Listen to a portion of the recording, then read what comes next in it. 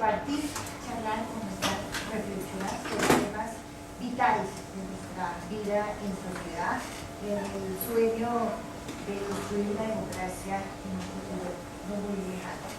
Soñamos, solo deseando se llega a ser. Este evento está organizado por la Asociación Colombiana de Estudiantes Universitarios. Es realmente un gran esfuerzo, como ya lo saben, lo sienten, no es el primero que hacen.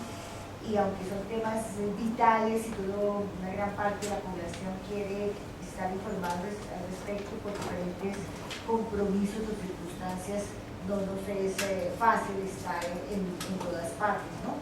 Ya máxime a finales de semestre. Entonces, en primera instancia, quiero felicitar a estos chicos y como este salón que siga adelante y seguir promoviendo este tipo de eventos.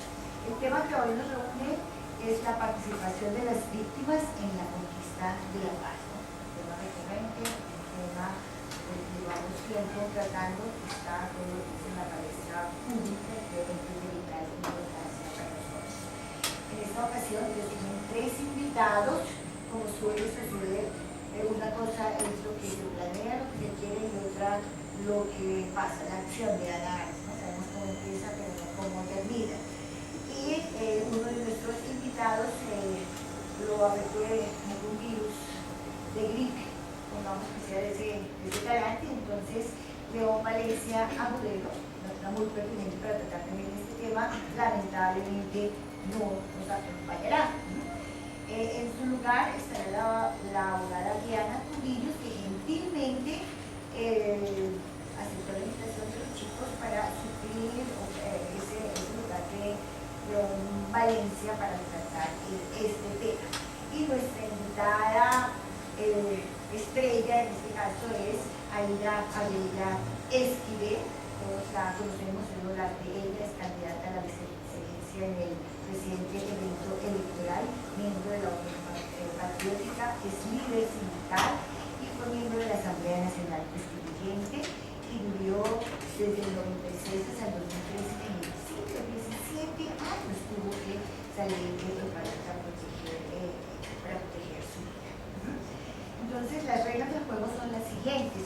Cada uno de nuestros invitados, ahí la abogada Diana Cubillos y el Óscar Aponte. Óscar, ¿estás acá? Óscar Aponte, estudiante de Sociología de la Universidad Nacional, líder estudiantil, miembro de la asociación naturalmente y vocero nacional de la Mesa Amplia Nacional Estudiantil. Lo que vamos a tener es varias generaciones, varios enfoques, la pluralidad, que es lo básico y esencial para estos conversadores. Las reglas del juego son las siguientes. Cada uno de ellos va a tener 15 minutos para tratar de solventar una serie de curiosidades, inquietudes, preguntas que los estudiantes han recolectado y que voy a leer acá de antemano. Cada una es una investigación, es un mundo, pero ahí también está, digamos, son muchas las inquietudes. Les lanzamos todas esas inquietudes a nuestros invitados y ellos tratarán, por obra y gracia, imagen, del Espíritu Santo, de inspiración, de solventar algunas de estas inquietudes, reflexionar al respecto y posteriormente los otros miembros que fueron invitados tendrán 5 minutos para cuestionar, reflexionar algunos aportes, así para cada uno, y al final podremos participar o podremos participar si les quedan algunas dudas ya puntuales, pero obviamente son temas muy amplios. ¿Eso está claro?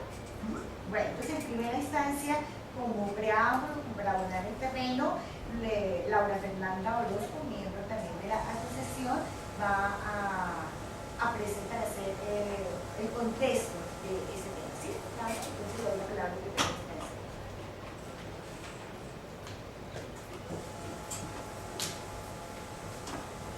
Hola, buenas tardes a todos.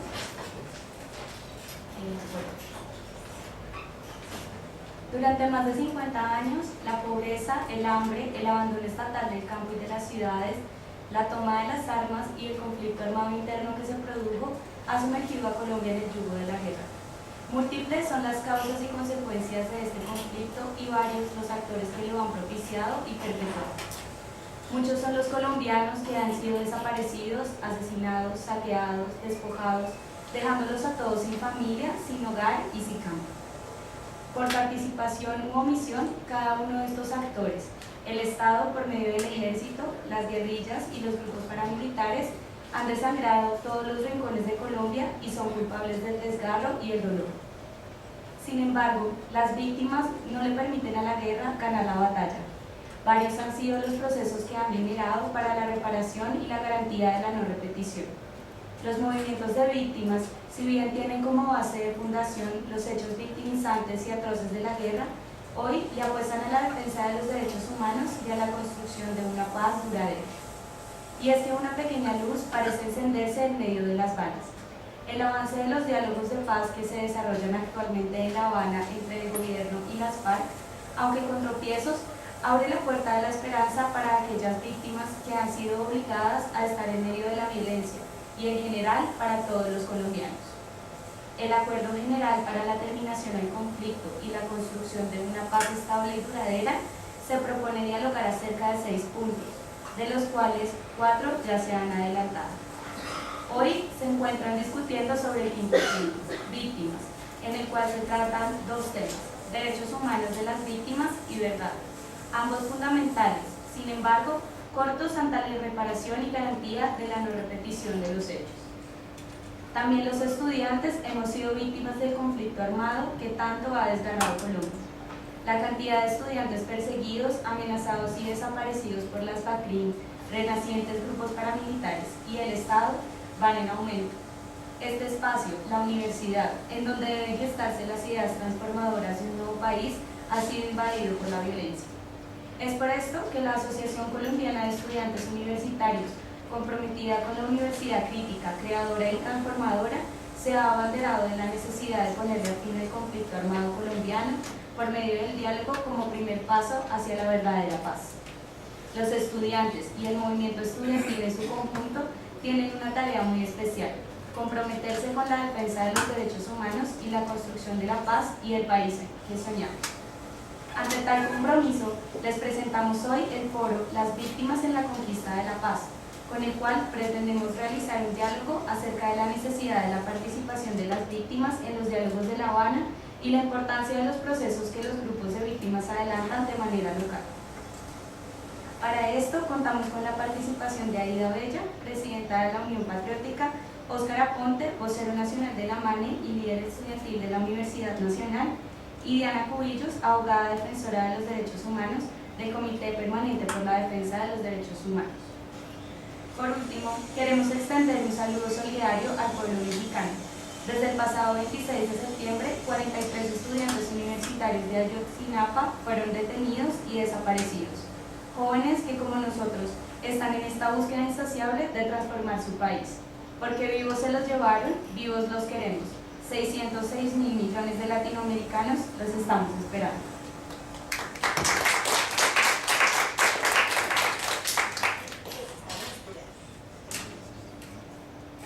¿Sí? ¿606.000 dijiste? 606. Ah, 606, sin el 1000. Entonces esto hace una pequeña diferencia. Panchito siempre está ahí donde debe estar. Perfecto, eso está muy bien, aquí todo lo hacemos. Entonces, por favor, los invito a tomar puesto en la mesa. Ya pueden, en primera instancia, hablar, la vamos a cuestionar, vamos a lanzar un montón de preguntas a Aida Bella y a Diana Cubillos y a Oscar. ¿Ya leyeron? ¿Ya están llegando? Ah, bueno, entonces comenzamos con los dos. Entonces, bueno.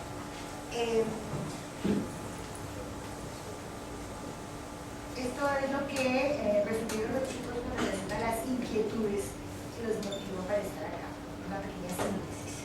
Ellos dicen: la Unión Patriótica es un movimiento político que surgió por un genocidio político hace unas décadas en las cuales el Estado fue uno de los principales implicados y responsables de dichos hechos. Usted recientemente visitó La Habana como parte de la tercera delegación de víctimas que tuvo la oportunidad de tener un encuentro con la mesa de negociaciones. Teniendo en cuenta ese contexto, las preguntas giran alrededor de qué. qué balance hace usted de esas visitas donde pudo plantear la situación suya y de su movimiento político cara a cara con los miembros de la delegación del gobierno? Después de 17 años largos de exilio, considera que el clima político ha cambiado a fin de que la Unión Patriótica pueda plantear sus ideas plenamente. Y la última, ¿qué rol juega la Unión Patriótica en el contexto actual, siendo la UP un movimiento creado en el marco de unos diálogos de paz que revive en el marco de otro proceso que intenta dar fin al prolongado conflicto colombiano? Entonces, ese es el gran reto, señora, que vengan los estudiantes para que terminen los estudiantes. ¿Quién se le profesor? ¿La señora? Como quieran. Siempre mejor. Siempre de pie, también he sido maestro. El movimiento. Bueno, primero que todo quiero agradecerles muy especialmente a los profesores, a María Beatriz, al profesor, pero también a los estudiantes que se interesan por estos temas que no son muy fáciles. Voy a tratar de mirar un poco en desorden, como me han hecho las preguntas. Quisiera referirme primero a La Habana. Sí, hace unos días estuve en La Habana compartiendo con el gobierno que estaba a este lado, con la guerrilla que estaba acá y los países garantes que estaban al frente. Estaba Noruega, Chile, Venezuela y Cuba. Y teníamos una sesión en la cual pues participamos 12 personas. Entre ellas estaba una persona que representaba a los ganaderos. Había sufrido el secuestro de su madre, había pagado y su madre estaba con ella. Duró muy poco, por supuesto. También estaba el hijo de Eduardo Maña, un abogado defensor de derechos humanos, asesinado aquí en la capital, muy cerca a la Universidad Nacional. Él creo que intentó defenderse, porque su camisa, me contó su padre, Eduardo Maña Luna, un destacadísimo jurista en este país, me contó que cuando él había bajado su camisa estaba sin botones. Lo habían intentado llevar y él no se había querido dejar llevar. Se hizo. También estaba su hijo, que ahora es abogado. Luego estaba una niña que venía del Cesar, no era tan joven, periodista, había sufrido de todo. Los paramilitares le habían matado a un hermano y su sobrina había muerto en una bomba que habían puesto en Valledupar. Ella iba en una moto con dos amigas y las tres murieron. Dicen que la bomba la había puesto la FARC. Luego venía un indígena, José Fernando, de la Sierra Nevada. Habían matado a varios familiares, entre ellos un hermano. Los grupos paramilitares dirigidos por Giraldo en la Sierra Nevada. Y también estaba allí pues una persona del Chocó. Había emigrado del Chocó hacia el Cauca. En el Cauca vivía en la carretera, por ahí en la Panamericana, donde hay tantas cosas. Y en uno de los paros que había hecho la guerrilla, el ejército pasó, detuvo un poco de gente. Su esposo fue asesinado con varios habitantes de esa zona. Luego, para huirse, fue para Buenaventura, y entonces todos sabemos lo que pasa en Buenaventura. Seguidamente me tocó al lado del general Mendieta,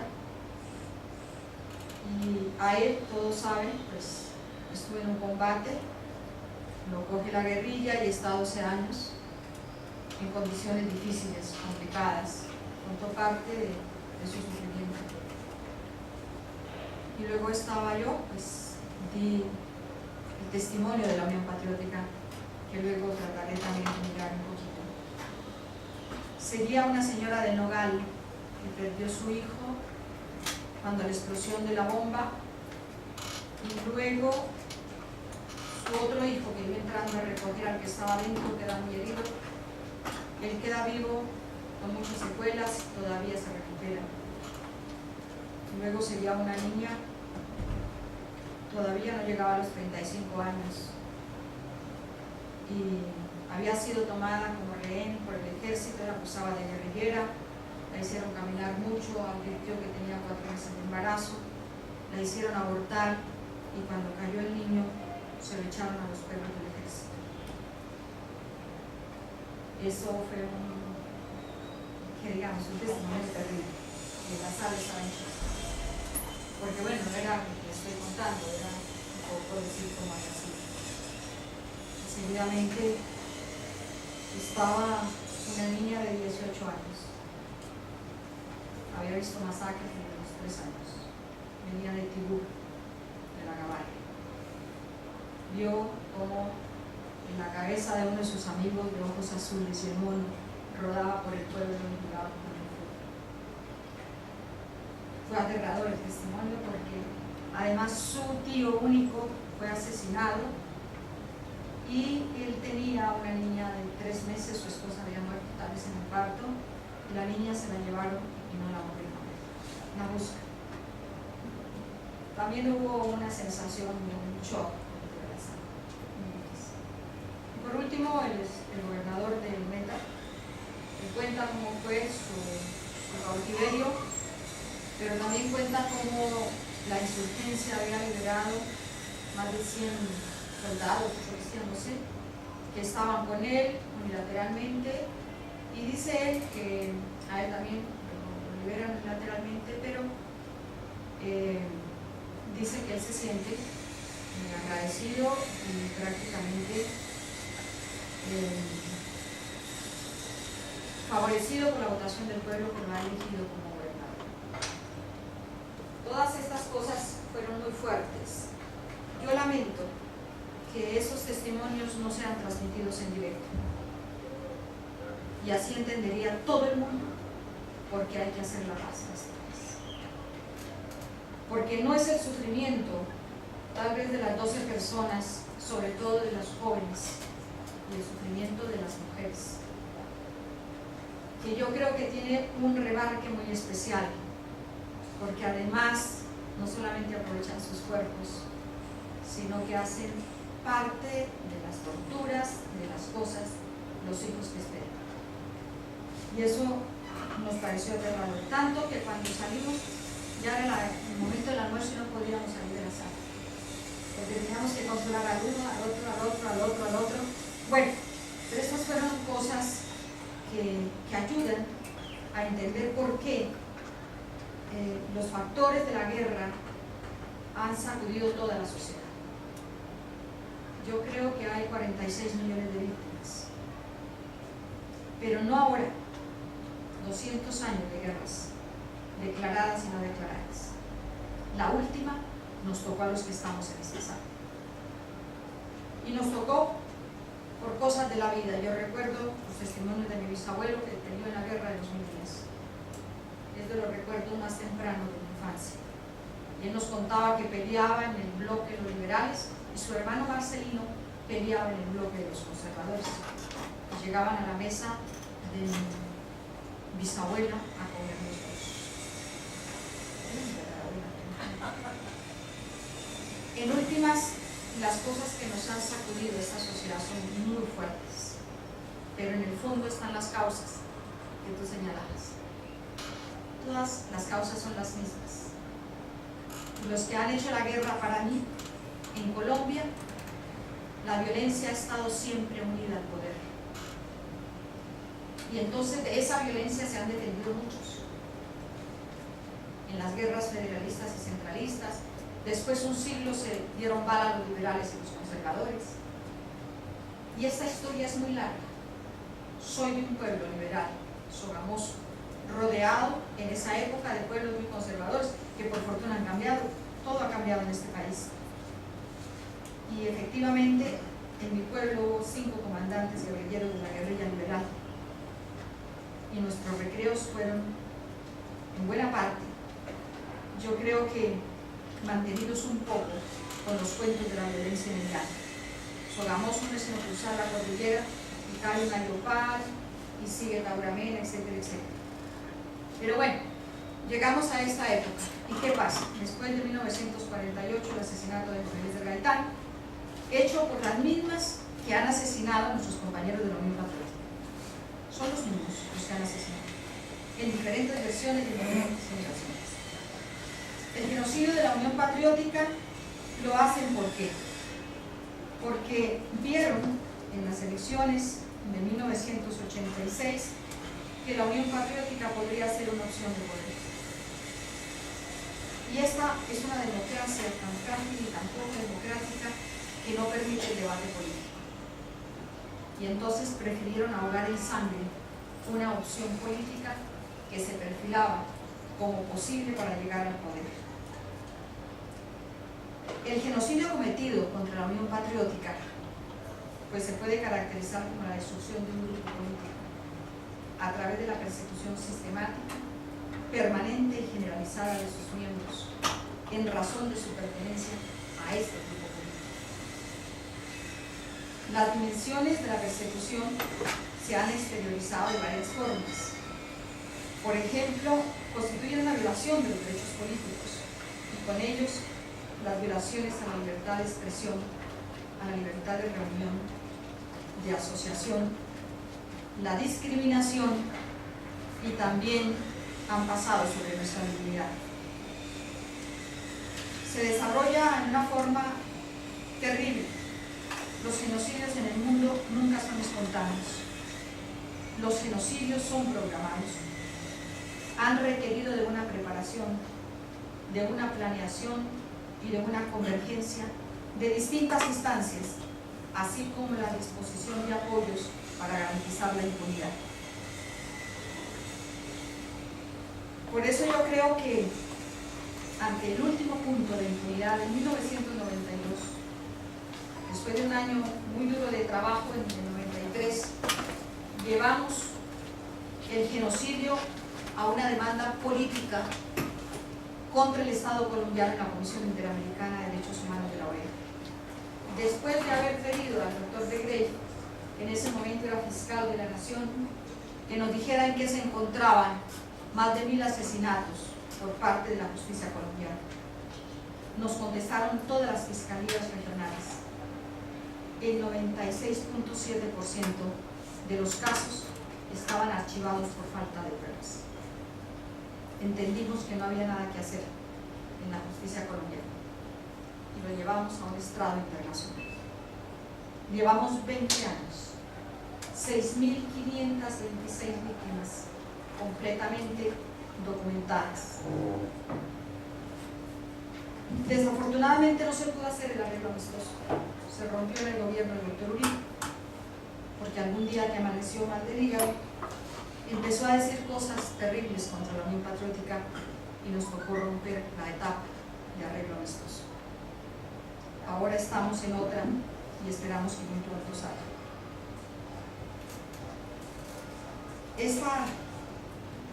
Este inmenso dolor que representó enterrar a más de 3.200 de nuestros militantes, pero no encontrar a más de 500 desaparecidos. La mayoría no los encontramos. Los buscamos todavía, los queremos vivos, como decía aquí la consigna del tablero. Y después, muchos de los que quedamos vivos estamos aquí porque salimos al exterior. 17 años, 6 meses, 4 días duró mi exilio, pero conmigo centenares de militantes en todo el mundo, desde Australia hasta Canadá. Tenemos gente hasta en la Patagonia, hay asilados en todo el mundo. Después de 17 años, ¿las cosas han cambiado? Para mí no. Regresé por dos razones. Una, por el proceso de paz. Un gobierno había reabierto el diálogo con la insurgencia y todas las guerras en el mundo se acaban hablando. Y entonces dije, es un momento para ayudar a la paz. Y dos, por la devolución de la personería jurídica. Tal vez ustedes, los que de pronto tienen mucha curiosidad, podrán leer lo que el Consejo de Estado argumentó para darnos la personería jurídica, y es que nunca la debíamos haber perdido, porque no pudimos presentarnos a las elecciones del 2000, si no estoy mal, porque el que poníamos lo mataba. Y las leyes son las leyes. No sé si aquí hay muchos estudiantes de Derecho. Las leyes son las leyes, pero para nosotros deben tener una interpretación en el ámbito social, en el ámbito político. Y eso fue lo que hizo el Consejo de Estado. Al devolver la personería jurídica teníamos que hacer el Congreso en 2 meses. Y en 2 meses lo hicimos. Y nos presentamos a unas elecciones compitiendo con las maquinarias financieras, que francamente pensé que esto se había moderado un poco, pero ha aumentado. Aquí no se compite con maquinarias electorales, se compite con muchísima plata. Hicimos una campaña sin plata, solamente con votos de opinión. Logramos más de 100.000 votos en las parlamentarias, pero por supuesto que habían cambiado lo que nosotros habíamos puesto en la Constitución del 91. Ya no era el margen de 50.000 votos, era el margen de casi medio millón de votos. Y habíamos puesto en la Asamblea Constituyente del 91 50.000 votos para procurar que la democracia se aireara en Colombia y que no fueran los mismos con las mismas, los mismos partidos. Y por eso encontramos que hay parlamentarios que van a cumplir 50 años, me dijo el doctor Berlín la última vez en el Congreso. Pensamos que hay que darle un vuelo. Pero bueno, estas son las circunstancias que nos han tocado. Creo que se me queda una última pregunta que no pude anotar bien. 17 años de exilio, el balance que usted hace como se lo perfectamente, el rol que juega la Unión Patriótica en el contexto actual, siendo un movimiento creado, el rol que juegan ustedes actualmente, cómo ve ese rol, que pueden aportar, hacer dentro de este contexto de temas adversas. Ya, la Unión Patriótica nació como un partido para la paz. Y volvemos a retomar la Unión Patriótica como un partido para la paz. Todos nuestros esfuerzos están dirigidos a que los acuerdos se puedan hacer. Pero encuentro un ambiente muy pesado, encabezado por el Procurador General de la Nación. Para mí es la cabeza visible de la extrema derecha en Colombia. Y está en un terrible torpedeo permanente, sistemático, contra la paz. Lo último, yo creo que acaba de decir que un militar que ha sido condenado a años de prisión por la desaparición de muchas personas en el Palacio de Justicia, él va a poner una casación, creo que ante la Corte Suprema, para que, me imagino, para que lo libere. Pero bueno, son de las cosas extrañas, por último, si me permiten, que encontré en este país. Cuando me fui, era impensable un procurador de la Edad Media, pero cuando regreso lo encuentro. Muchas gracias.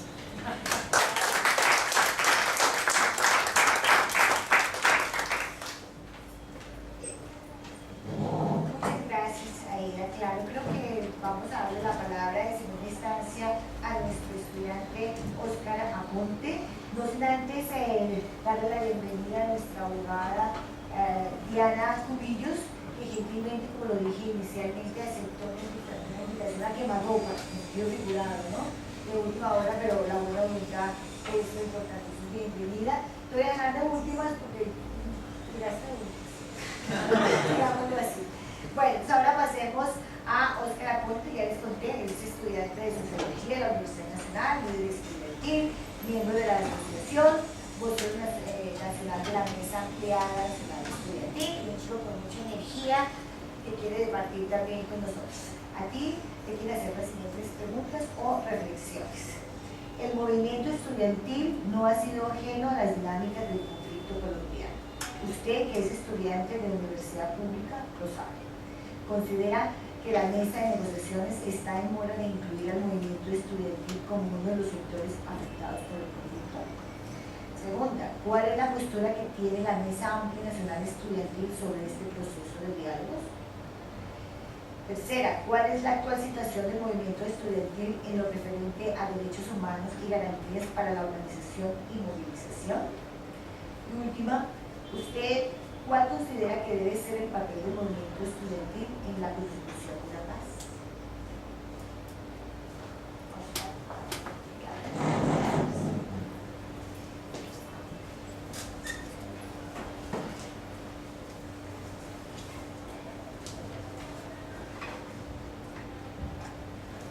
Buenas tardes, para todos y para todas. Gracias por la invitación. Voy a tratar de referirme de la forma más corta y en los 15 minutos que me corresponden a 4 preguntas que realmente abarcan pues, una gran discusión política acerca del papel del movimiento estudiantil, con la construcción del proceso de paz y su relación con el tema del conflicto armado colombiano. Empezar precisamente por ese primer elemento que me planteabas, que refiere a si se puede considerar que el movimiento estudiantil es víctima del conflicto armado y si debería ser incluido entonces en este momento del proceso de paz en que se debate el tema de víctimas en la ciudad de La Habana. Quisiera empezar haciendo un poco de memoria, precisamente. Y es que el movimiento estudiantil colombiano, sin lugar a dudas, ha sido una de las principales víctimas del ciclo reciente de violencia política. Y estamos hablando de hace ya bastante tiempo. 1929, el 9 de abril de 1929, una movilización que se realizaba aquí en la ciudad de Bogotá, donde los estudiantes manifestaban su rechazo a la masacre que se había cometido contra los trabajadores en el Urabá, de las bananeras de la United Company.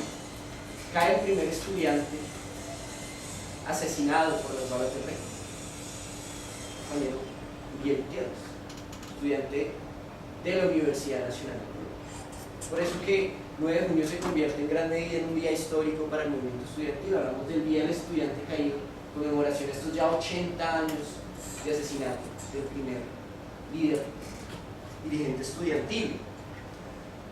1954, bajo la dictadura del general Rojas Pinilla, la cual pues, el movimiento estudiantil tuvo un papel muy importante en el derrocamiento de este régimen criminal. Finalmente cae el 10 de mayo del 57, se comete otra gran masacre contra el movimiento estudiantil. También en el mes de junio, cuando nos movilizábamos, los compañeros del 54, movilizaban conmemorando a Uriel Gutiérrez asesinado el 29, pues son abaleados 11 estudiantes en la Plaza Bolívar. Son abaleados por el conocido Batallón Colombia, no sé si lo habrán escuchado. El gobierno de Laureano Gómez envía un batallón de soldados colombianos a combatir en Corea al comunismo. Esa guerra mueren 200 colombianos, 200 soldados colombianos jóvenes en su mayoría, y los que vuelven son los encargados de detener la movilización estudiantil de 1954 y asesinar a 11 jóvenes hace ya 60 años.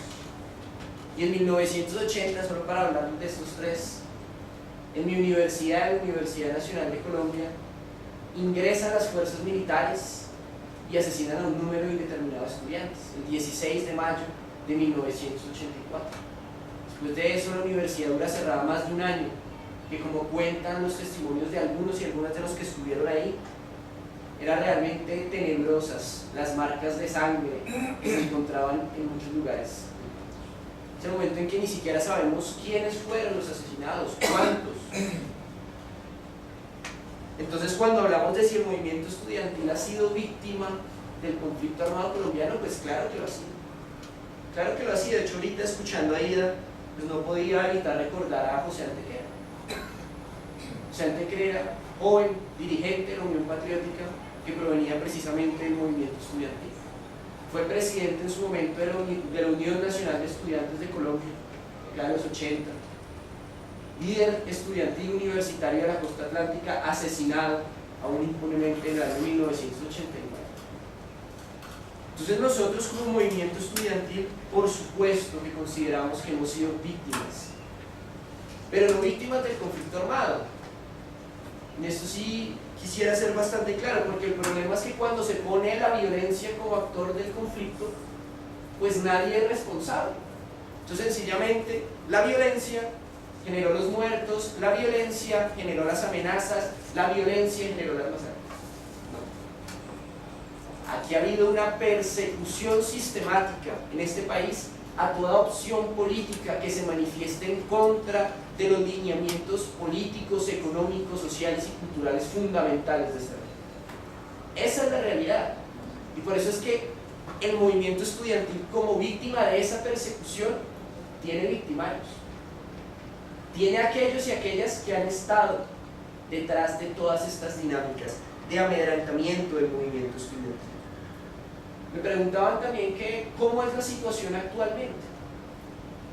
Precisamente en el mes de octubre estamos conmemorando no solamente 3 años del histórico paro nacional universitario del año 2011, sino además 3 años del aún impune asesinato del estudiante Jean Farid Chenlugo, estudiante de medicina de la Universidad de Santiago de Cali. En estas movilizaciones del año 2011, cuando se movilizaba por la ciudad de Cali, le fue arrojado un artefacto explosivo y el compañero literalmente explotó en pedazos, murió de isofacto. En los medios de comunicación oficiales no demoraron en salir a decir que es que el estudiante terrorista portaba papas explosivas y que a razón de ellos que había muerto. Solo 2 días después el veredicto de medicina legal nos da la razón cuando determina que la causa de asesinato, la causa de muerte fue asesinato. Entonces, claro que hemos sido víctimas de este conflicto y es una situación que lastimosamente no ha cesado. Quiero aprovechar este espacio para hacer la denuncia pública de que el movimiento estudiantil nuevamente está siendo víctima de amenazas por parte de grupos paramilitares. Porque la realidad es que entre más avances hay en el proceso de paz de La Habana, mayor protagonismo cobran estos enemigos de la paz para detener la movilización social que viene impulsando este proceso de paz. Que el movimiento estudiantil no ha estado ajeno a este proceso. Desde el año 2012, cuando se anuncia públicamente la apertura de estos diálogos, la Mesa Amplia Nacional Estudiantil saca un comunicado manifestando su apoyo irrestricto a la solución política negociada. Nosotros dijimos claramente, no más sangre de colombianos, humildes en su mayoría, tanto guerrilleros como soldados, no más sangre de colombianos. Nosotros le apostamos a la solución negociada del conflicto armado, a que se sienten las partes y lleguen a un acuerdo político que erradique las causas de la violencia, que erradique las causas que originaron este ciclo reciente de confrontación armada en nuestro país. ¿Y qué hemos manifestado adicionalmente al respecto? Nosotros hemos dicho desde el comienzo, todo modelo de educación corresponde a un modelo de país. Y así como tenemos un modelo de país para la guerra, el despojo, para la profundización de las desigualdades sociales, pues a eso mismo corresponde el modelo de educación. Un modelo de educación superior cada vez más excluyente, que deja un número significativo de los estudiantes que logran graduarse cada año de los colegios por fuera del sistema de educación superior, con presupuestos absolutamente limitados. En este momento 32 universidades públicas tienen que funcionar con un poco más de 2.5 billones de pesos. Y si lo comparamos con otros gastos fiscales del Estado colombiano, como es el caso de la guerra, vemos como un soldado le cuesta 5, 6, 7 veces más que un estudiante del Estado colombiano. ¿Y cuál es la diferencia entre un estudiante y un soldado? Son bastantes. La función social de la universidad está precisamente orientada a mirar las problemáticas del país y aportar en la construcción de herramientas para su solución. Y es por eso que hemos dicho que no puede haber paz en Colombia si no hay educación superior como un derecho fundamental y un bien común. Si todo aquel o toda aquella que quiera ingresar a una universidad, independientemente de que cuente con los recursos para hacerlo, no puede hacerlo, pues sencillamente no va a haber posibilidad de paz en este país. Porque paz, lo hemos dicho ante todo, significa justicia social, significa educación pública para todos, significa salud como derecho, significa vivienda, significa democracia. Y eso no es lo que nos está ofreciendo el gobierno económico. Esa no es la propuesta de educación que nos están planteando. Estamos hablando, por ejemplo, de que el Estado colombiano tiene que financiar plenamente las universidades públicas, de que quiere garantizar el presupuesto suficiente para su funcionamiento e inversión, lo cual no está haciendo. Entonces, por eso hemos planteado que nuestra propuesta de educación superior es una propuesta para la construcción de un país con soberanía, democracia y paz. Lo planteamos en el 2011 y lo seguimos planteando el día de hoy a propósito de la presentación del Acuerdo por lo Superior 2024. Ya para finalizar, quería nombrarles específicamente los casos recientes de amenazas contra el movimiento estudiantil. Ya cerca de 2 meses tenemos una situación bastante complicada en la Universidad Tecnológica de Pereira, en la que 10 dirigentes estudiantiles han recibido reiteradas amenazas de parte del grupo paramilitar Águilas Negras, que hace 2 semanas llegó al extremo de ofrecer en su panfleto amenazante entre 5 y 12 millones de pesos a cualquier persona que los asesine. Y asimismo, es una situación que se repite en la Universidad del Cauca, en la Universidad de Córdoba, en la Universidad del Magdalena, del Atlántico y en la misma Universidad Nacional, la que nos están advirtiendo: si los estudiantes se movilizan, vuelven las amenazas; si los estudiantes se movilizan, vuelve toda esa política de terror que ha caracterizado durante décadas al régimen colombiano. Pero así como lo ha dicho la compañera Díaz Bella, que realmente siempre es gratificante escucharla hablar, persona con la historia de vida que tiene ella y que sigue acá batallando por la paz de Colombia, pues es la mínima respuesta que podemos dar a los estudiantes, que seguiremos también batallando por la paz de Colombia. Muchas gracias, compañera, muchas gracias.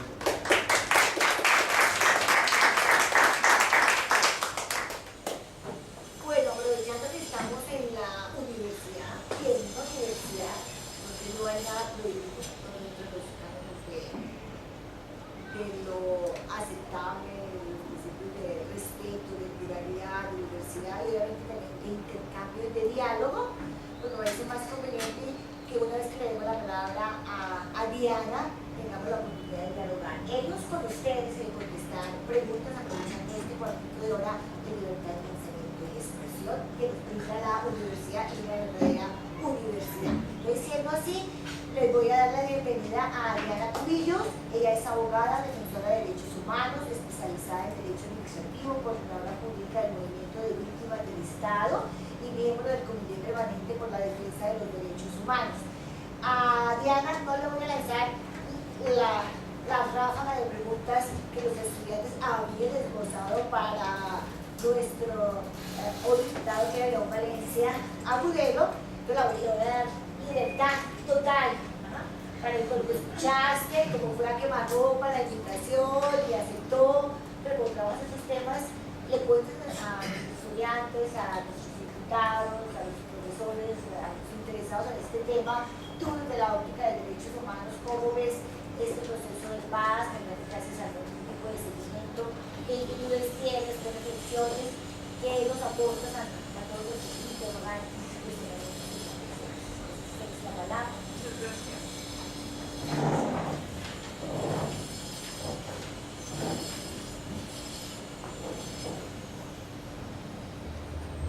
Bueno, buenas tardes para todos y todas. De antemano pedir excusas por la llegada tarde. Estaba en una reunión precisamente acompañando a la Junta Agraria Campesina, Ética y Popular en el tema de derechos humanos. Hacer también una pequeña aclaración. Fui coordinadora del Movimiento Nacional, coordinadora de la estrategia jurídica del Movimiento Nacional de Víctimas de Crímenes de Estado, del MOVICE. Entonces, bueno, muchas gracias por la invitación. Bueno, frente al tema de paz y lo que se viene adelantando sobre todos los temas, los ejes temáticos de paz, es importante remontarnos al origen del conflicto. Y el origen del conflicto parte que no solamente es un conflicto armado, sino que es un conflicto político, económico y social. Estamos hablando que hay unas necesidades de lo que nosotros hablamos, los derechos económicos, sociales y culturales. Cuando estos derechos no se suplen a cabalidad, pues se generan los conflictos internos en la lucha por la defensa no solo de los derechos humanos, sino de los DES. Y en realidad, para conseguir la tan anhelada paz estable y duradera, tenemos que satisfacer y alcanzar las necesidades básicas de cada uno de los colombianos. Y eso parte por esas necesidades, por esos derechos, no solo los derechos fundamentales que también se están incumpliendo, sino también los derechos económicos, sociales y culturales. A partir de ahí es importante mirar cuál es la aspiración y cuál es la reconstrucción desde la perspectiva de las víctimas y pues desde la perspectiva que tenemos en este momento. Nosotros hablamos de los derechos de las víctimas, pero son derechos integrales, son derechos a la verdad, a la justicia y a la reparación, pero con garantías de no repetición. Y para que estos derechos se den, evidentemente tenemos que pasar por unas exigencias puntuales. En el tema de justicia tiene que ser, y hay varios modelos de justicia, tenemos que reconstruir una justicia en donde haya una reconciliación, pero también que haya unas garantías de que hechos catastróficos como los que se dieron en Colombia no se vuelvan a repetir. Y frente a esto hay que desarrollar muchísimo más el tema, porque en definitiva frente al tema de justicia no se ha desarrollado nada, ni en La Habana, y las organizaciones de derechos humanos tenemos posiciones divergentes y diferentes frente al tema de justicia. Pero hay unos puntos en los que sí nos hemos encontrado. Eso es frente al tema de verdad. Frente al tema de verdad necesitamos la reconstrucción de esa memoria histórica que parte de la conformación de comisiones de la verdad, que deben estar integradas por personalidades tanto nacionales como internacionales y académicos que conozcan sobre el tema. Y esto también parte que no solamente esos archivos se queden ahí, sino parte de varias cosas. Lo primero es que se reconstruya la historia en Colombia. ¿Y eso qué quiere decir? Que los niños, que los estudiantes de tercero y cuarto de primaria empiecen a conocer la realidad de este país, empiecen a conocer que en Colombia se dio un genocidio político contra la Unión Patriótica, empiecen a conocer que acá no han habido garantías para la oposición política en Colombia, y que desde la época de 1948, cuando se dio el Bogotazo, acá se genera, y que estaba el general Marshall en ese momento en la conferencia panamericana, se consideraron y se consolidaron unas ideas desarrollando que el demonio en este país era el socialismo y el comunismo, y a partir de ahí se empezaron a desarrollar todo un tema de persecución y estigmatización a todas las ideas revolucionarias en nuestro país. Aparte de eso, es necesario que se pueda distribuir esa información en canales de televisión masiva, en canales que sea en horario institucional, además, en horario familiar, en donde se pueda visibilizar cuál fue la situación y que se cuente bien, no como nos ha pasado en la historia, que la historia se viene contando a través de novelas que poco están documentadas, pero además que cuentan una mala historia sobre lo que ha pasado y acontecido en el país. Y un ejemplo más cercano que tenemos es todo lo que se desarrolló con el cartel de los sapos y todas estas novelas de narcotráfico, pero también el tema de los Tres Caínes, en donde radican el origen del conflicto y el origen de los grupos paramilitares en la existencia y en el secuestro del papá de los Castaño, desconociendo entre otras cosas que los grupos paramilitares se dan acá desde la historia y la conformación en los Chulavitas, que fue en un pueblo de la Ubita, en donde se construyeron ese cuerpo de policía civil que empezaron a torturar y que eran unos de los más sanguinarios. Entonces eso también se tiene que dar. También tenemos que reconstruir esa verdad a partir de el esclarecimiento y la reconstrucción de esos expedientes secretos, de esos expedientes de las fuerzas militares, en donde todavía no se tiene, porque aquí no hay un documento en donde diga se ordenó desaparecer a las personas que estaban en el Palacio de Justicia, pero se desaparecieron. Entonces a partir de ahí es empezar a reconstruir otra vez esos archivos, a empezar a construir esa historia y esos archivos de inteligencia que se dieron y a publicar los archivos que hay en este momento, las doctrinas de seguridad que hay en este momento, en donde el principal enemigo acá es el campesinado colombiano, principalmente es el líder estudiantil, es el movimiento estudiantil, son los líderes de oposición política en Colombia, son los periodistas. No desconocemos, hace 2 semanas salió en la revista Semana la lista que tenía el Departamento de Inteligencia de las Fuerzas Militares, en donde incluían a miembros del Alto Comisionado de las Naciones Unidas, periodistas, políticos, líderes de oposición.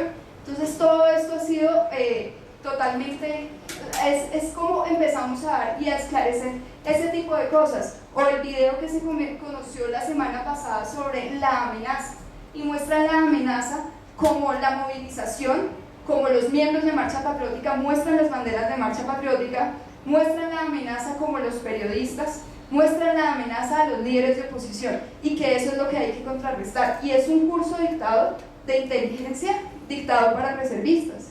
Entonces eso es bastante preocupante. Y entonces posteriormente el Ministerio de Defensa se saca un comunicado muy breve, no diciendo que está en contra del contenido, sino que ellos nunca han publicado eso. Pero nunca dicen que están en contra del contenido, que entre otras cosas es una apología al genocidio de una forma directa.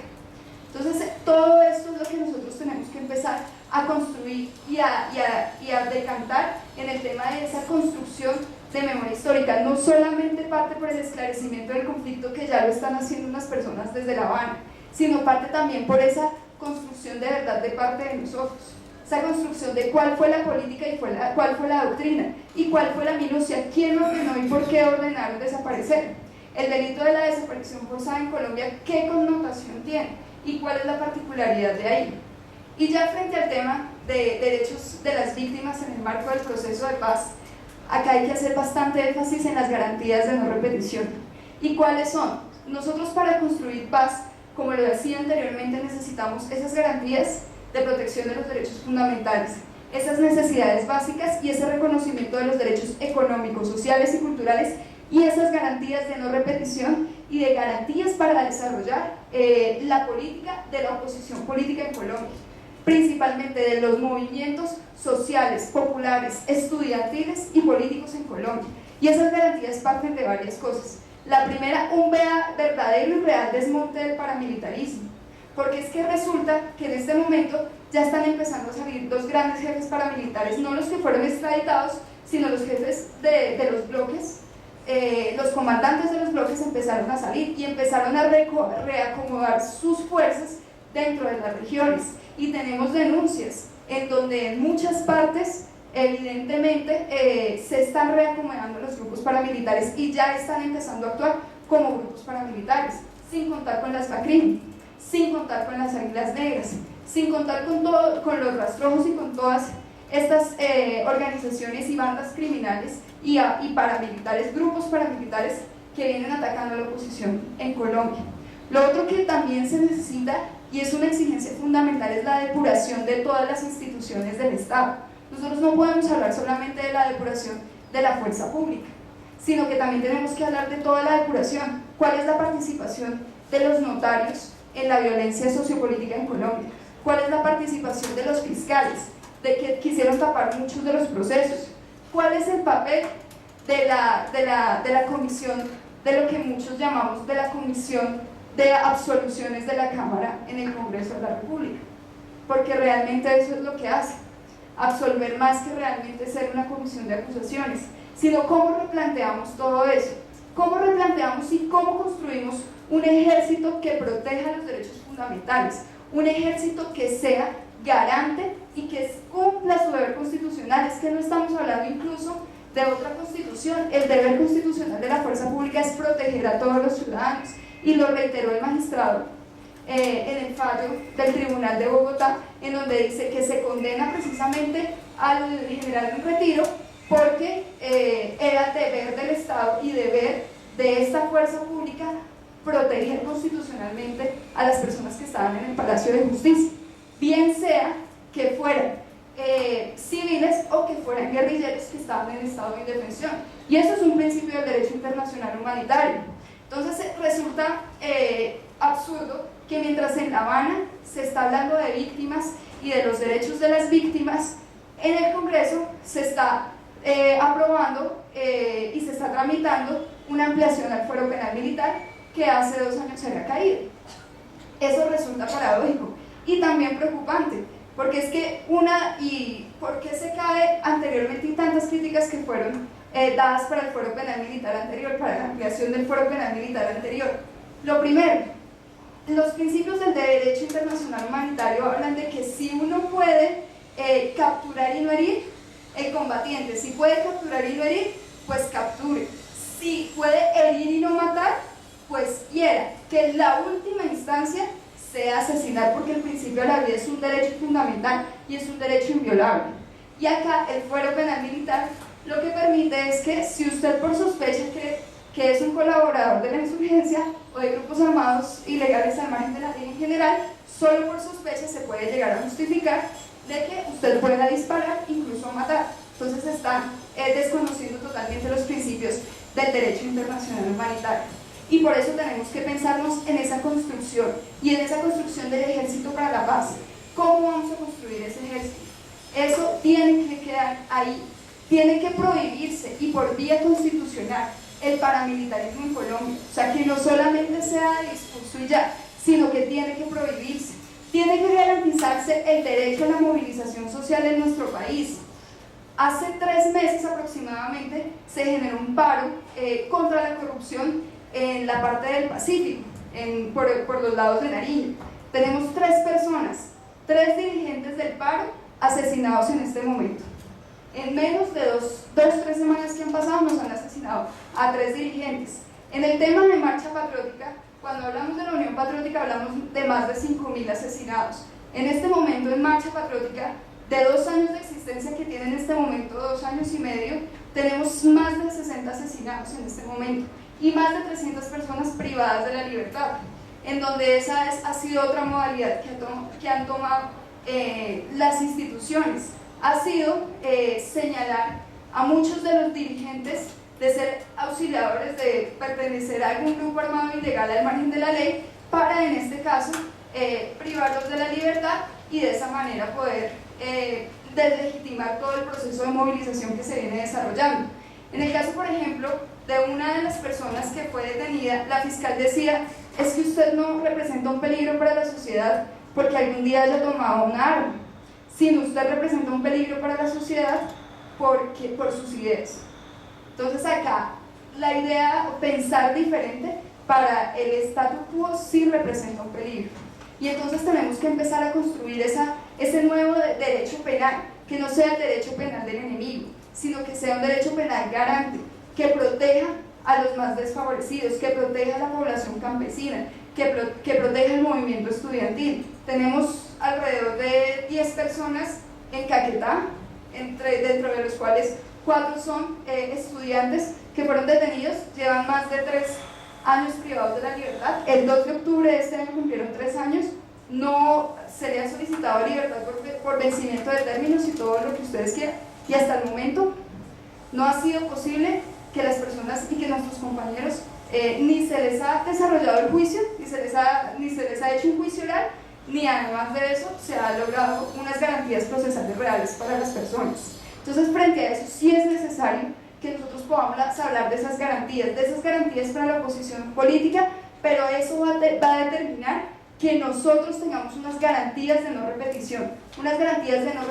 para construir esa paz estable y duradera. Recordemos que la paz es paz con pan y paz con justicia social. Muchas gracias. Bien, gracias Diana. Tenemos 3 enfoques, 3 visiones de un mismo problema, ¿no? Nos identificamos con cada una de ellas. Voy a hacer un pequeño síntesis desde mi óptica, destacando algunos puntos y escuchando a Aida con respecto a lo que nos contaba de La Habana, la necesidad de que esto se sepa. Uno de los problemas básicos es que lo que no se sabe no pasó, ¿no? Entonces, no sabemos. El manejo de los medios de comunicación, que se informa o que no se informa. Y cuando la escuchaba a ella, venía a mi mente historias vividas como estuve en los campos de concentración en Auschwitz. Una cosa es que uno ve películas, como todo parecía ficción, uno puede mirar qué es ficción y qué es realidad, y dice, sí, terrible, ¿cierto? Pero vaya uno a estar allí, la cosa cambia. Pero digamos, aunque es historia, pero donde están los campos de concentración que aún han luchado por mantener, porque Alemania invirtió mucha plata por destruir esos campos de concentración, le quedan muy pocos, ahora son campos santos, ¿no? Entonces, se destruye el asunto, se hace una iglesia, unos foticos, un museo, y aquí pasan unas cosas que cuentan a uno una historia, que es diferente cuando se van a Auschwitz, a Polonia y la que hay en Bavaria, que hay la sociedad civil y grupos de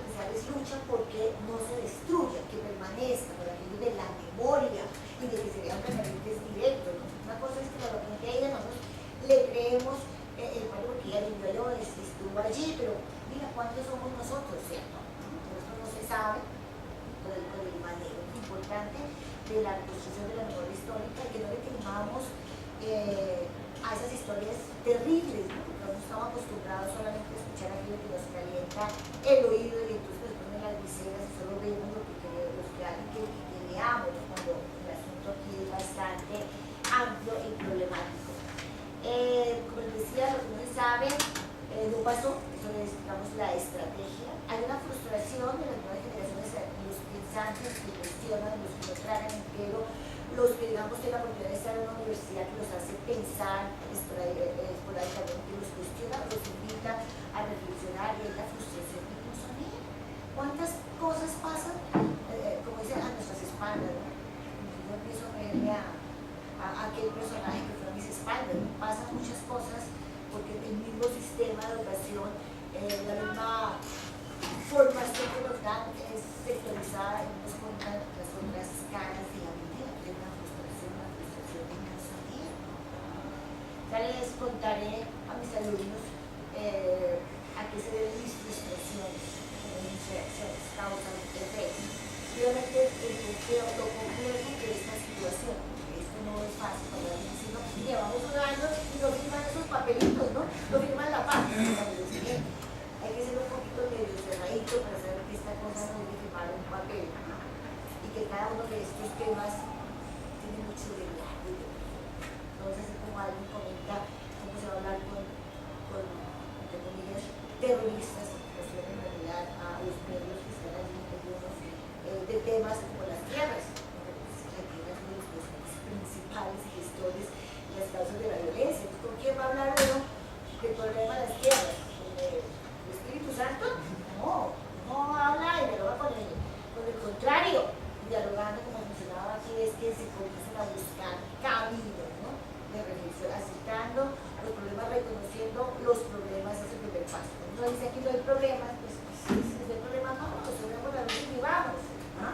Pero la cosa sigue evolucionando y sigue estando allí de fondo. Pero en fin, esto es un diálogo, y no solamente de aquí para allá, sino de allá para acá, y aprovechamos la oportunidad de que no somos una masa, somos un grupo selecto de personas interesadas en el tema. Entonces les doy la palabra, por favor, tienen la oportunidad de pedir la palabra si quieren plantear alguna pregunta a alguien en especial aquí de nuestros invitados o poner un tema sobre la mesa, ¿no? Para ver otros enfoques. Recuerden que esto es un fenómeno y hay muchas fotografías y no nos debemos conformar solamente con las del atardecer, con las del amanecer, de acuerdo a la luz del momento, sino diferentes ángulos. Entonces les lanzo la pelota a la otra parte de la cancha. ¿Quién se apunta? ¿Comienza? Dale, eso es pesar. Bueno, pues agradecerles a todos por venir aquí, los distintos compañeros y compañeras de la asociación, pues agradecemos, digamos, la participación y que ustedes estén compartiendo con nosotros. Yo tengo, pues, no sé, una pregunta que podría hacerse a los tres, es el tema, digamos, del papel que está jugando la ultraderecha, especialmente el uribismo, digamos, con todos estos fenómenos, digamos, de espionaje al Estado, estos fenómenos de, digamos, del acceso a la información que tienen y el poder que tiene la ultraderecha para influir y para amenazar el proceso de diálogo. A mí me parece increíble que un candidato presidencial que sale en un video con un señor que está hablando de que está espiando militares no esté en la cárcel y que está espiando el proceso de La Habana, que está preparando un golpe y que no sé qué, no esté preso, porque eso es una prueba y hay un delito. A mí me llama mucho la atención la actitud, digamos, amenazante, digamos, de ese sector político, y quisiera, digamos, en especial por Diana, digamos, ¿qué alternativas, digamos, tenemos nosotros digamos, para poder aportar, digamos, en el blindaje del proceso de La Habana.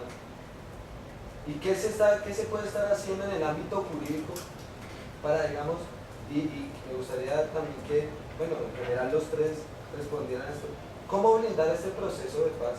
¿Sí? Porque es una oportunidad histórica que jamás, digamos, había tenido el pueblo colombiano en ver un proceso de paz que avanzara superando 4, digamos, de los 6 escaños de una agenda que es bastante limitada, ¿sí?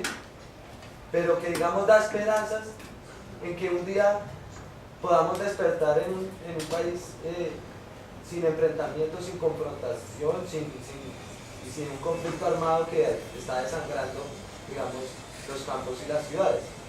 Entonces, ¿cómo detener esa amenaza? ¿Qué estrategias podemos pensar nosotros como movimiento estudiantil, como pueblo colombiano, como gente del común? Ok, perfecto. Entonces le damos la palabra a Diana. Después lo quiero. No, yo creo que esta nos da bastante. Nos respondemos y somos concisos. Tenemos todavía 20 minutos. Entonces aprovechemos, también tratemos de ser concisos. Sé que es difícil, ¿ah? Pero pues hagamos el intento. Para eso estamos aquí, para probar, ensayar. Estamos en la universidad, proceso de aprendizaje. Entonces hagamos. Bueno, frente al tema de todo lo que tiene que ver con las chuzadas, con las interceptaciones telefónicas, con las interceptaciones de los correos, realmente sí era para que no solamente las personas que hicieron como el trabajo técnico fueran las que estuviesen privadas de la libertad, que en este caso son los hackers, sino que realmente exista pues que realmente paguen las personas y los autores intelectuales. Pero pues sabemos cómo está en este momento la justicia en Colombia, particularmente hoy está totalmente parada, en un día como hoy, pero además que hay paro, pero ha sido totalmente invisibilizado, pero pues es bastante preocupante la situación.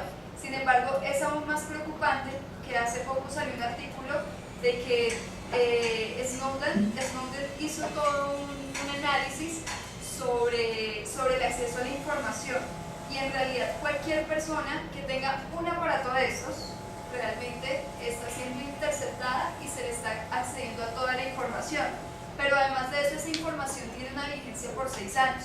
Eso quiere decir que dentro de 6 años la inteligencia sabe que nosotros estuvimos acá y de lo que estuvimos hablando.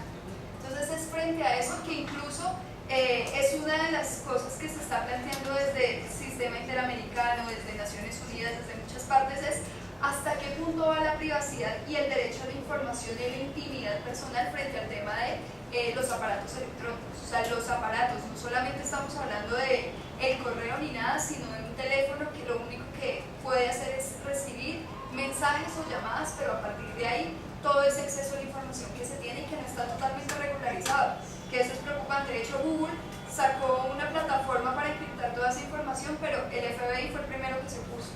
Entonces, frente a esa situación, lo otro, con relación al tema, frente al tema de construcción de paz, hay varias cosas que hay que hablar. Uno, en realidad la paz no se consigue firmando unos acuerdos en La Habana, ni a partir del silenciamiento de los fusiles. La paz se consigue es a partir de que primero todos y todas las colombianas nos involucremos en el proceso de paz, y dos, cómo defendemos y cómo brindamos ese proceso de paz a partir de eso, a partir de que los colombianos nos identifiquemos con el proceso de paz, porque hay mucho rechazo al proceso de paz en este momento, y eso también se visibiliza a través de la movilización. Eso es importante que lo tengamos en cuenta. Gracias. Aida, ¿quieres comentar algo? Yo creo que es mucho más complicado lo que está pasando. Pienso que hay un plan desestabilizador del proceso de paz. Si miramos lo que ha acontecido últimamente, primero riegan unas amenazas en todo el país. La costa caribe tiene amenazas, el centro tiene amenazas, el eje cafetero tiene amenazas, el sur tiene amenazas. Y esto me parece como revivir épocas del 80, donde todo el país fue realmente amenazado, defensores de derechos humanos, estudiantes, también amas de casa, defensores, políticos, periodistas, etc. Es que no se queda nadie. Es que una amenaza de 111 personas, pues está toda la dirigencia de los derechos humanos en todo el país. Yanita, ¿estás ahí? Bueno, ya la pondré. Pero además, lo que sigue, si todo el problema de la chuzada, eso no es fortuito. Pero lo que pasó ayer, la fiscalía va a hacer un allanamiento a la inteligencia militar y los militares no dejan entrar. ¿Quién manda en este país? ¿La justicia es independiente o no? Pues no. Parece que ahora los militares también mandan en la justicia.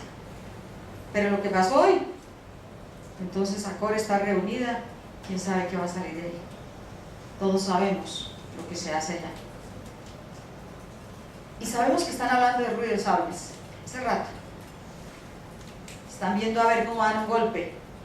Claro que un golpe en este momento en el mundo, pues francamente, yo no sé si nos ayudaría a los colombianos, porque aquí han hecho cosas terribles, peores que las dictaduras del Cono Sur, a nombre de una democracia que nunca existió.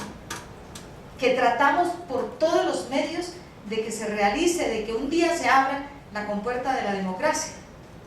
Y desde luego que los esfuerzos que se hacen en La Habana, yo pienso que en últimas ha recibido un respaldo en las urnas. Como quieran, el país sí está sectorizado, pero el mandato mayor en este país fue por la paz, y esa paz hay que cumplirla. ¿Por qué? Porque incluso está en la Constitución Nacional. La paz es un derecho y un deber de obligatorio cumplimiento. ¿Y quién la cumple?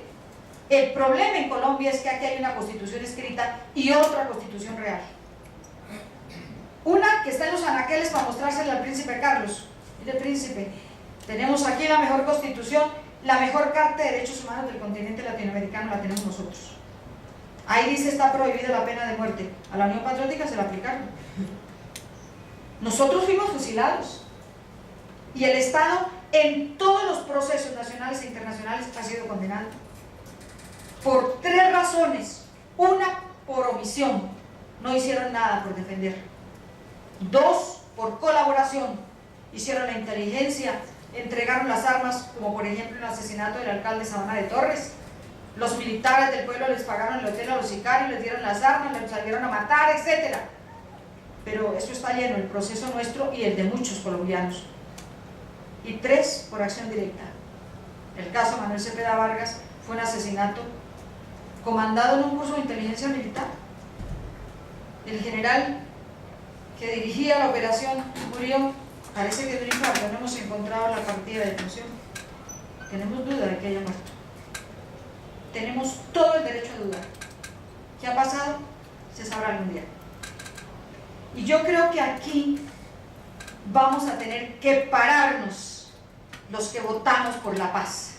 Este país está ansioso de que haya paz con justicia social. Porque pueden allá firmar, como decía Diana, pero si no se hace la reforma agraria, ¿qué vamos a hacer?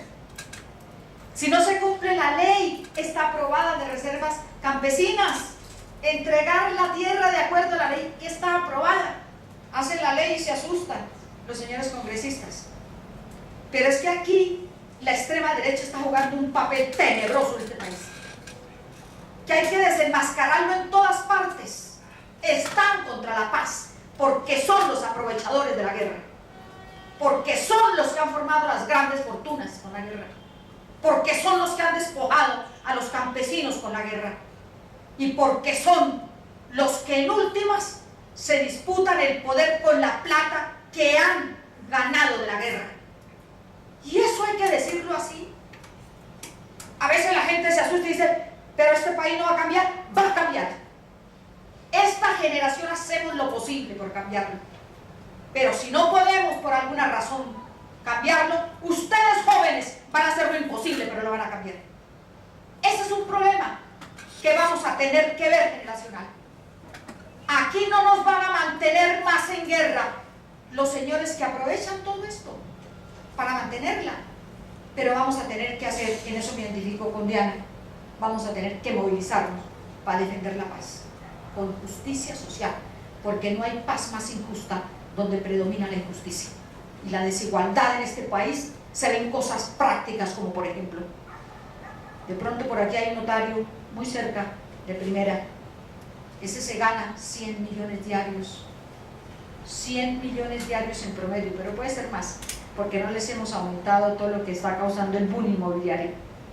Mientras hay 2.300.000 personas mayores de 65 años que no tienen un peso de pensión, ningún campesino en Colombia es pensionado, ningún vendedor ambulante, ninguna ama de casa, solamente aquí nos pensionamos quienes hemos cotizado.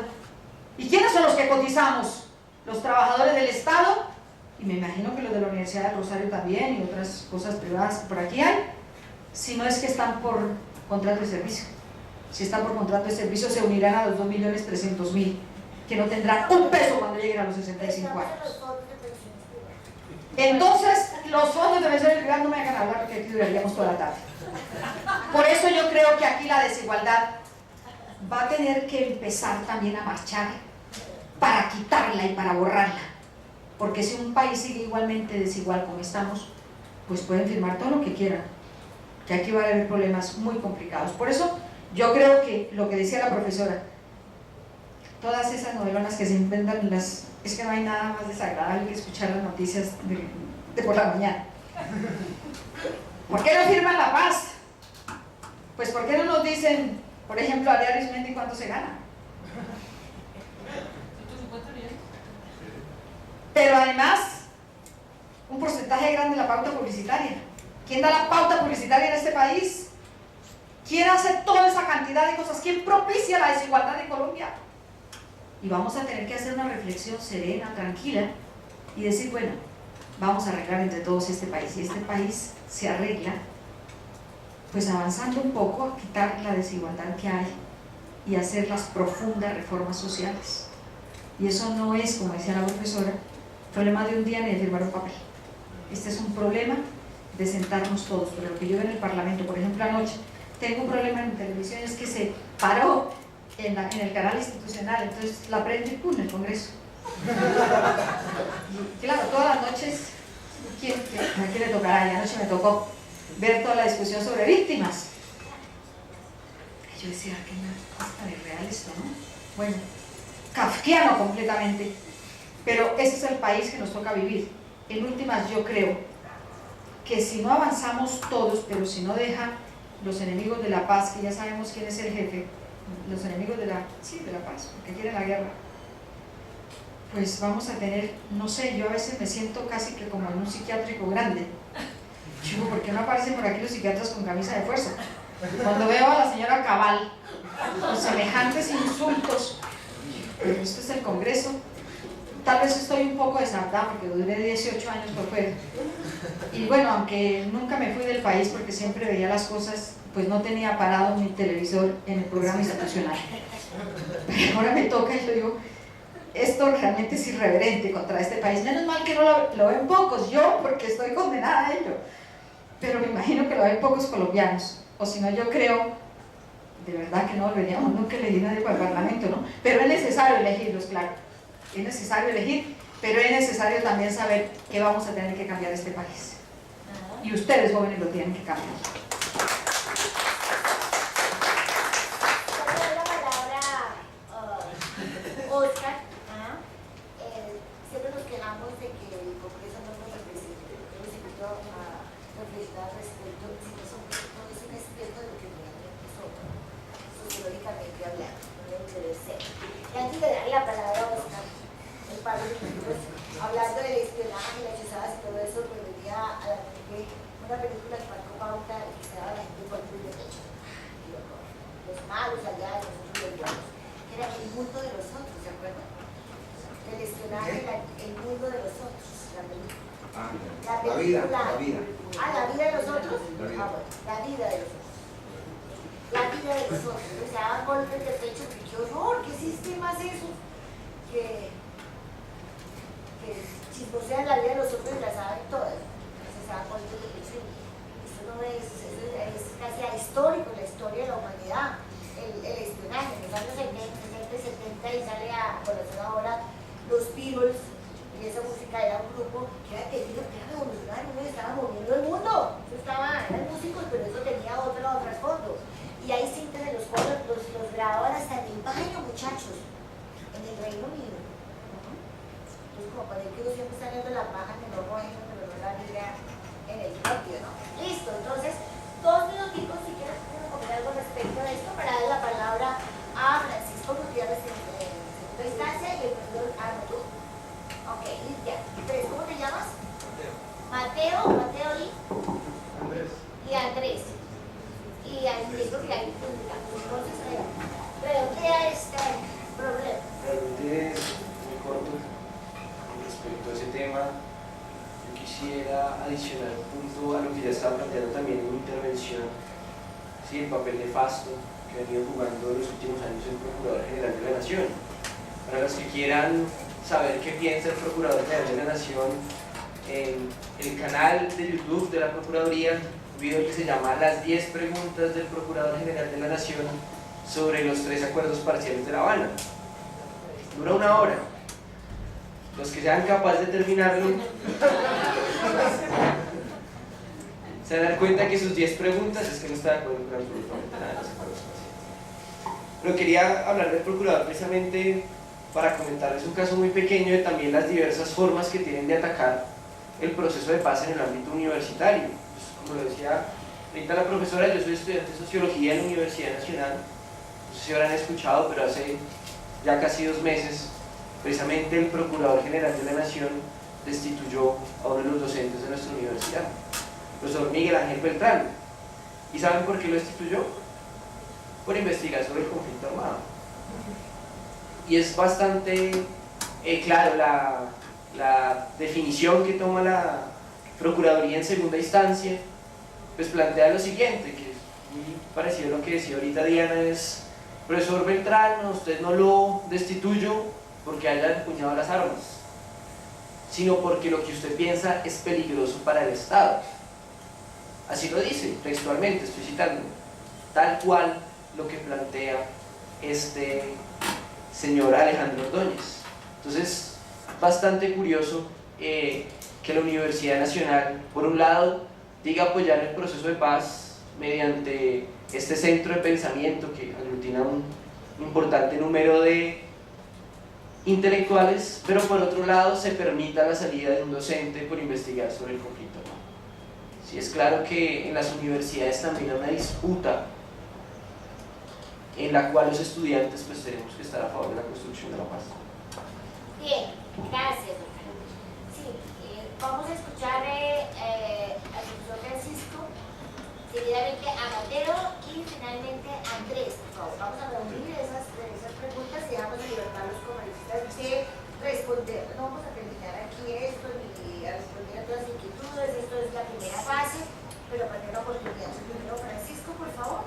Pero bueno, primero que todo no le cambies el apellido. ¿Yo que lo cambié?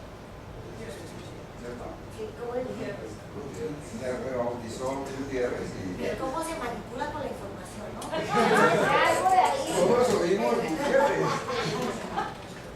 Te voy a decirle Pachito, así como yo decía que no voy a hacerte Pachito, te doy la palabra. Bueno, y le agradezco a Beatriz que me dé la palabra. Ella sabe mi punto de vista. A veces teme que yo hable. Y voy a confirmar ese temor de Beatriz. La verdad, yo no veo diversidad de opiniones aquí en la mesa, yo veo pluralidad, yo veo homogeneidad. Y es un poco lo que ha pasado en Colombia durante mucho tiempo. El sistema nacional de opinión es de izquierda. Es de izquierda. La gente que opina en Colombia es de izquierda. Y son muy activos opinando. Lo cual me parece maravilloso. O sea, estoy acá por oírlos. Pero que no digan que no tienen derecho a opinar porque son los opinadores por excelencia. Los pocos que en su momento defendieron a Uribe pues son estigmatizados, que es pues Obdulio y un señor Fernando Barbote. Y el resto nadie se encarga de esa otra voz que es Uribe. O sea, Uribe es otra voz. O sea, si nosotros solamente oyéramos esta opinión, estuvimos acá, ¿de qué democracia estamos hablando y de qué pluralidad? Hay pluralidad porque hay un tipo como Uribe, que lo catalogamos como enemigo y bombardero de la paz. No, y pues tiene otra opinión sobre la paz. O sea, el tipo no está de acuerdo con esa paz. Ahora, yo no estoy de acuerdo con Uribe, yo creo en ese proceso, yo voté a este proceso. Pero me parece fantástico que hay un tipo que esté en desacuerdo con el proceso. ¿Y por qué esa opinión tiene que ser descalificada? Yo no entiendo. O el procurador está en desacuerdo con el proceso y da sus razones. Pues que las dé, eso es una democracia. Pero a ver, ¿cómo los callamos? Yo no estaría de acuerdo con callarlos. Como no estamos de acuerdo con callar a la gente de izquierda, que tiene todos los escenarios posibles y los eligen luego alcaldes de Bogotá o qué sé yo, o al Senado, que han vivido de criticar a Uribe, a Robledo o a Petro. Su negocio era criticar a Uribe, ya van escalando. Entonces, así como está mal el unanimismo, pues yo creo que también está mal que Uribe no puede esperar que él mata. Y el día que comete un delito que lo encarcele, pues por supuesto. Así como mandaron a Cabrales a la cárcel ayer, lo confirmaron a Cabrales, el delito de Cabrales fue